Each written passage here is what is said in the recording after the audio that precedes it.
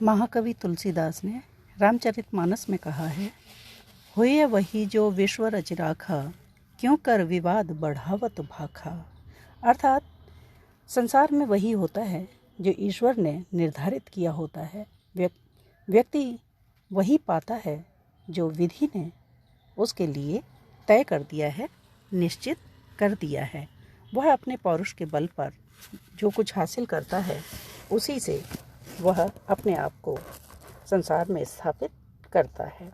और इसका विषय में व्यास ने कहा है, परमं ब्रह्म तद इमं ब्रवीमि, नहीं मानुषात श्रेष्ठतरम ही किंचित।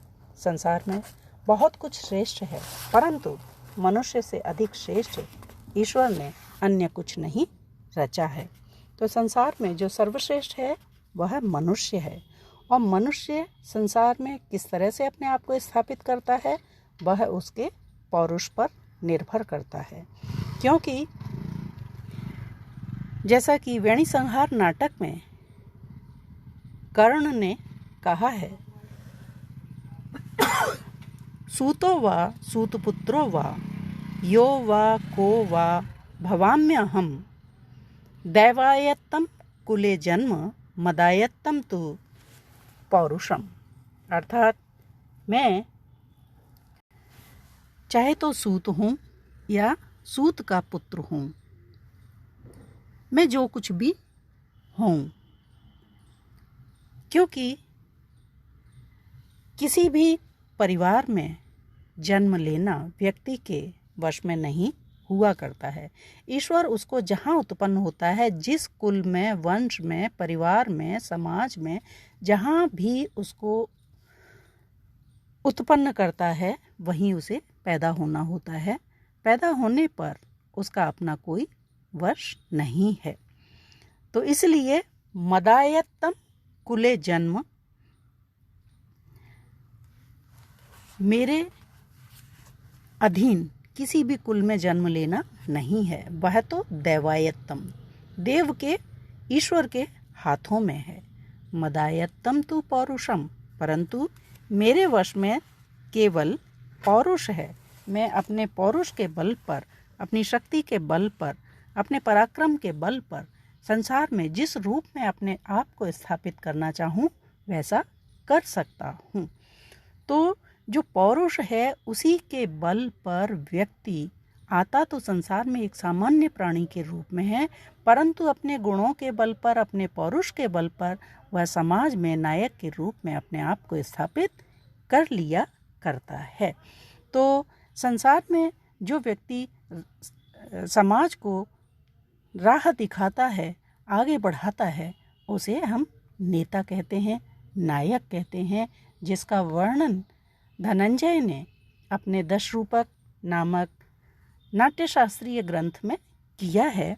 और उन्होंने नायक का वर्णन करते हुए उसके लक्षण, उसके गुण, किस तरह का व्यक्ति नायक कहलाने के योग्य हुआ करता है, इसका विवेचन उन्होंने यहाँ पर इस रूप में किया है कि नेता विनीतो मधुरस्त्यागी, दक्षः प्रियं वदः, रक्तलोकः शुचिर्वाग्मी, रूढ़वंशः स्थिरो युवा, बुद्धि उत्साह स्मृति प्रज्ञा कला मान समन्वितः, शूरो दृढ़श्च तेजस्वी, शास्त्र चक्षुषश्च धार्मिकः।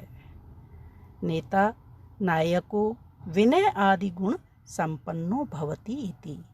तो जिसे हम नेता कहते हैं समाज का, वह व्यक्ति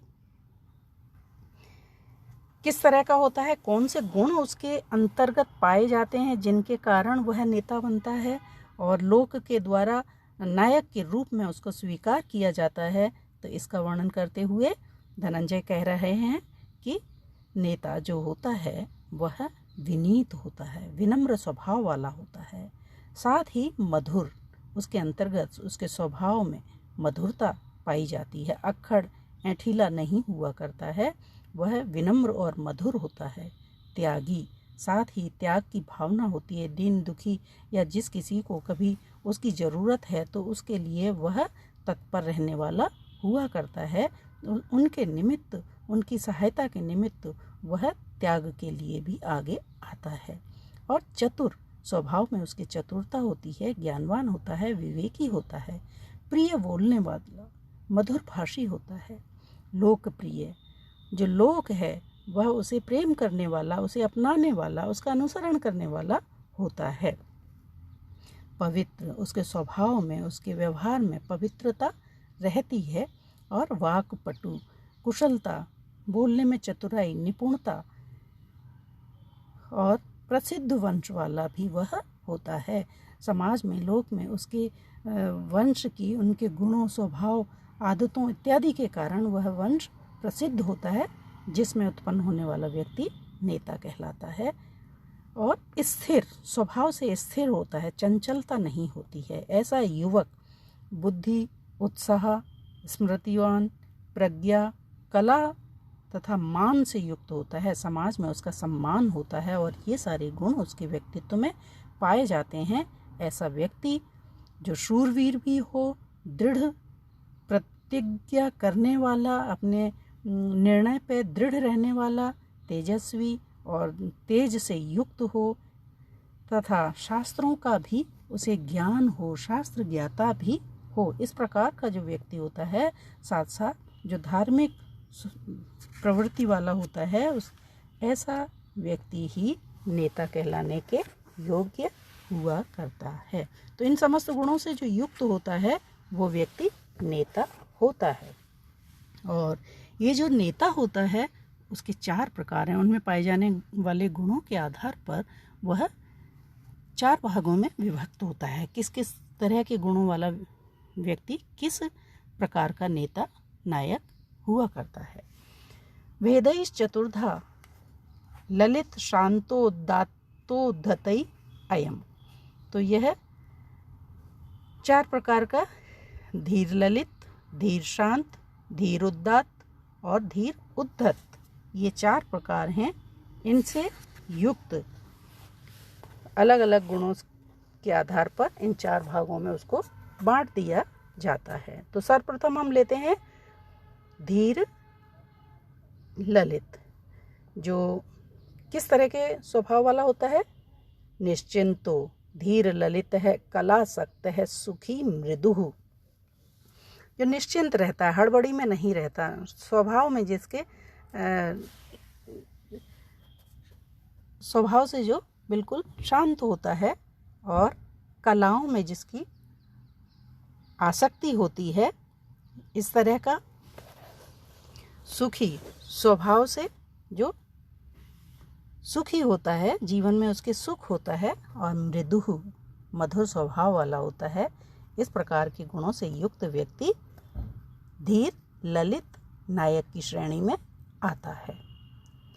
और दूसरा प्रकार है धीर शांत। सामान्य गुण युक्तस्तु धीर शांतो द्विजादिक है। सामान्य गुणों से युक्त, कोई ऐसा विशिष्ट गुण उसके अंतर्गत नहीं होता और बहुत ही शांत रहता है। इस तरह का ब्राह्मण आदि युवक जो है वह धीर शांत नायक की श्रेणी में गिना जाता है। दूसरा है धीर उदात्त। धीर उदात्त जो तीसरे प्रकार का नायक है वो महासत्वो अति गंभीर है, क्षमावान अविकथन है, स्थिरो निगूढ़ अहंकारो, धीरोदात्तो दृढ़ वृत्त है, उत्कृष्ट अंतःकरण वाला, महान सत्व और अत्यंत गंभीर स्वभाव जिसका होता है, साथ ही स्वभाव में क्षमाशीलता भी जिसके पाई जाती है, और आत्मश्लाघा से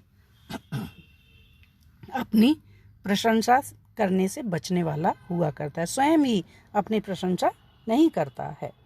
और उसके अंतर्गत जो अहंकार का भाव होता है, अपने किए हुए श्रेष्ठ कार्यों से उसके मन में जो अहंकार उत्पन्न होता है उसको भी वह प्रकट नहीं करता है, दबा कर रख लेता है, छुपा कर रख लेता है। दृढ़ वृत्ति और दृढ़ प्रतिज्ञ होता है। इस प्रकार का जो व्यक्ति होता है, युवक होता है, वह धीर उदात्त नामक नायक की श्रेणी में गिना जाता है। और अगला है और अंतिम है धीर उद्धत। धीर उद्धत किस प्रकार का होता है? दर्प मात्सर्य भूयिष्ठो माया छद्म परायण है, धीरो उद्धतस्तु अहंकारी चलश्चंडो विकथन है। जिसमें बहुत अधिक दर्प हो, घमंड हो और मात्सर्य, डाह, दूसरों से जलन का भाव पाया जाए, और जो माया छल छद्म कपट से भरा हुआ हो, अहंकारी हो, साथ ही चंचल स्वभाव वाला, बात बात पर जिसको क्रोध आ जाता हो, और आत्मश्लाघा से भरपूर अपनी प्रशंसा, अपने किए हुए कार्यों को स्वयं ही उनकी जो प्रशंसा करने वाला है होता है, वह धीर उद्धत नायक कहलाता है। तो इस प्रकार से नायकों की 4 अवस्थाएं, 4 श्रेणियां कही गई हैं, और उनके अलग अलग गुण हैं जिनके आधार पर वह इन 4 में से किसी एक श्रेणी के अंतर्गत आता है। तो धनंजय ने इस प्रकार से नायक की 4 प्रकार बताए हैं जिनके अलग अलग गुण पाए जाते हैं।